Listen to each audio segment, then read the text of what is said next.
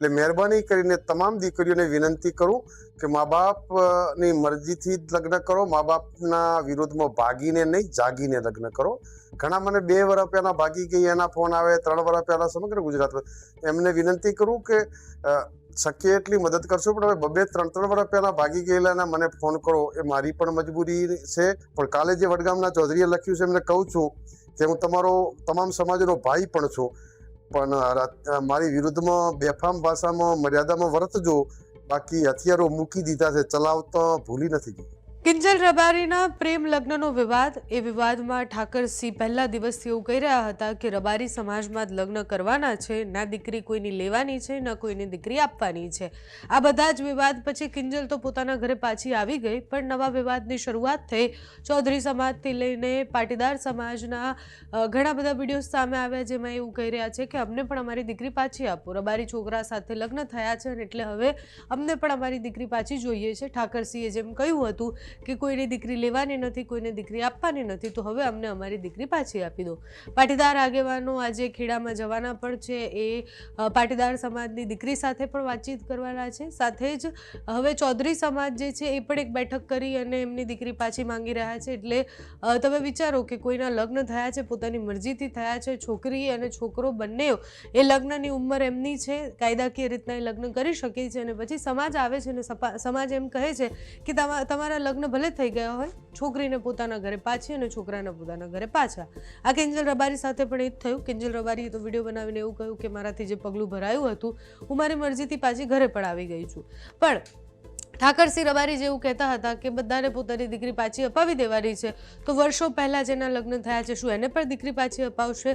ચૌધરી સમાજના યુવકો ઘણી બધી વાતો લખી રહ્યા છે અને કહી રહ્યા છે સોશિયલ મીડિયા પર. જ્યારે એક વિડીયો સામે આવ્યો જેમાં ચૌધરી સમાજની એક છોકરીના રબારી સમાજના છોકરા સાથે લગ્ન થયા છે, એના માતા પિતા એવું કહી રહ્યા છે કે ઠાકરસિંહ અમને અમારી દીકરી પાછી અપાવે.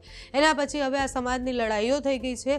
ઠાકરસિંહને બહુ જ બધા સવાલો કરવામાં આવ્યા છે, તો ઠાકરસિંહ એવું કહ્યું છે કે મારા વિશે લખતા પહેલા 10 વાર વિચારજો, મેં હથિયાર નીચે મૂક્યા છે, ચલાવતા તો મને હજુ પણ આવડે જ છે. સાથે જ એમણે એવું પણ કહ્યું કે પાટીદાર દીકરી અને ચૌધરી સમાજની દીકરીને અમે પાછી અપાવવા માટેનો પૂરો પ્રયાસ કરીશું. તો ઠાકરસિંહ રબારીએ આ વિવાદ જ્યારે વકર્યો એના પછી શું કહ્યું તે સાંભળો. સમાજની દીકરીઓને સનાતન ધર્મની પરંપરા ના તૂટે, મા બાપ દુઃખી ન થાય, કોઈ પણ મા બાપ દીકરી દુઃખી થાય એવું ન ઈચ્છે. એટલે મહેરબાની કરીને તમામ દીકરીઓને વિનંતી કરું કે મા બાપની મરજીથી જ લગ્ન કરો, મા બાપના વિરોધમાં ભાગીને નહીં, જાગીને લગ્ન કરો. અને ચૌધરી સમાજની વાત કરો છો તો બધા આગેવાનોનો ફોન આવ્યો ને મેં તરત જ એના માટે અમારા સમાજના આગેવાનોને વાત કરી. વાત કરતા હું કોકરેજ તાલુકાનો છે, પણ 1.5 વર્ષ પહેલા કે આ દીકરી ગઈ ને એને 1 વર્ષનું સંતાન છે. ઘણા મને 2 વર્ષ પહેલા ભાગી ગઈ એના ફોન આવે, 3 વર્ષ પહેલા સમગ્ર ગુજરાતમાં એમને વિનંતી કરું કે શક્ય એટલી મદદ કરશો, પણ હવે 2-3 વર્ષ પહેલા ભાગી ગયેલા મને ફોન કરો, એ મારી પણ મજબૂરી છે. એ સમયે જો કોઈ હોય અને કીધું હોત તો અમે બંધ કરો. આ રૂની પ્રકરણમાં અમારા હરજીભાઈ બહુ મજબૂત રૂનીના આગેવાન છે. હરજીભાઈને પણ વિનંતી કરું કે કઈ રસ્તો નીકળતો હોય આવજો. ચૌધરી સમાજના આગેવાનો જે પણ આવશે મારાથી થતી સંપૂર્ણ મદદ કરીશ. અને કપડવંજમાં જે બનાવ બન્યો એનો મેં મીડિયાના માધ્યમથી જાણ્યું છે. આ પાટીદાર સમાજના આગેવાનોના ફોન આવ્યા છે. એ હમણાં 10-15 દિવસનો બનાવ છે, પરંતુ કપડવંજ બાજુથી અમારા સમાજના આગેવાનોનો હું કોન્ટેક્ટ કરી અને શક્ય એટલા તમામ પરિવારો, એ પાટીદાર પરિવારની દીકરીને ન્યાય અપાવવા માટેનો મહેનત કરીશું.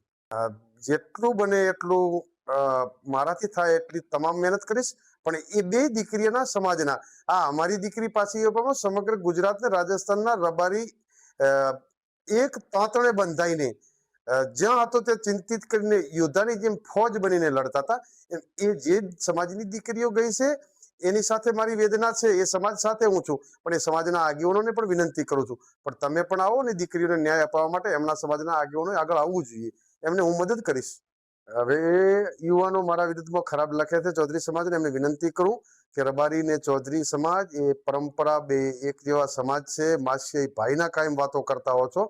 વડગામના એક ચૌધરી યુવકે મારા વિરુદ્ધમાં બેફામ ખરાબ લખ્યું છે, પણ ઠાકરસિંહ રબારી ક્યારેક કોઈ સમાજ ખરાબ નથી હોતો, કોઈ યુવાનના વિચારો. પણ મહેરબાની કરીને આવું લખવું બંધ કરે એવી પણ યુવાનોને વિનંતી કરું છું.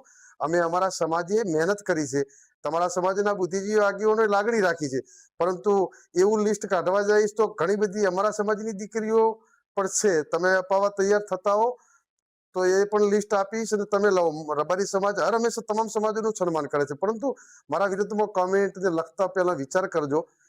મહેરબાની કરીને હું સમાજની સાથે છું, પણ કાલે જે વડગામના ચૌધરીએ લખ્યું છે એમને કહું છું કે હું તમારો તમામ સમાજનો ભાઈ પણ છું, પણ મારી વિરુદ્ધમાં બેફામ ભાષામાં મર્યાદામાં વર્તજો. બાકી હથિયારો મૂકી દીધા છે, ચલાવતા ભૂલી નથી ગયું.